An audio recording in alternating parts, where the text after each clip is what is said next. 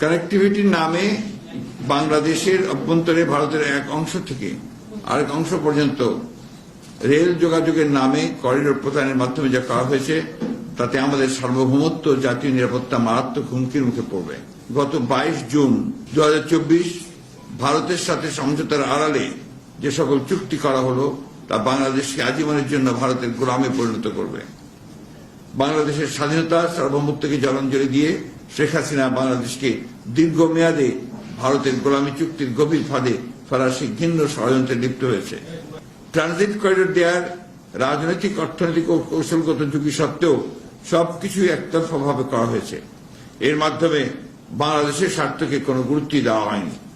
একদিকে ভারত পেয়েছে অবাধ স্থল ও নৌযান ট্রানজিট, যা ভারতের অবশিষ্ট অংশের সাথে উত্তর পূর্ব ভারতের সেভেন সিস্টার্স এর যোগাযোগের সময় ও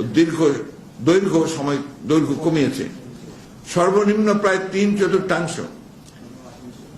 কলকাতা আগরতলার 1700 কিলোমিটার দূরত্ব কমে দাঁড়িয়েছে 350 কিলোমিটার।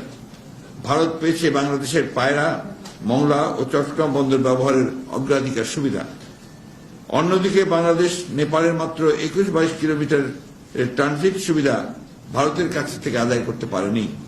তীব্র বেকারত্বের বাংলাদেশে কাজ করছে লক্ষ লক্ষ ভারতীয় যুবক। ভারতের রেমিটেন্স আহরণের প্রধান উৎসের তালিকায় বাংলাদেশের অবস্থান 4 নম্বরে।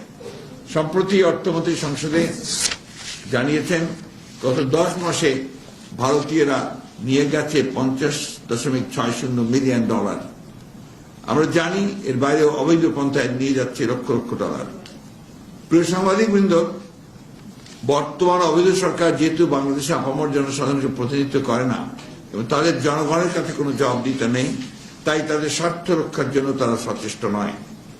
বাংলাদেশের ভেতর দিয়ে রেল করিডোর দেওয়ার চুক্তি, তিস্তা প্রকল্পে ভারতের সহযোগিতা গ্রহণ, প্রতিরক্ষা সামরিক সহযোগিতা, ঔষধ সংক্রান্ত সমঝোতা, বাংলাদেশের জলসীমায় ভারতের অবাধ বিচরণ, ভারতের ইন স্পেস এবং বাংলাদেশের ডাক ও টেলিযোগাযোগ মন্ত্রণালয়ের যৌথ স্যাটেলাইট সমঝোতা, ডিজিটাল পার্টনারশিপ, গ্রিন পার্টনারশিপ, সমুদ্র সহযোগিতা ও সুনীল অর্থনীতি ইত্যাদি নাম দিয়ে যে 10টি সমঝোতা স্বাক্ষরিত হল তাতে বাংলাদেশের প্রাপ্তি শূন্য।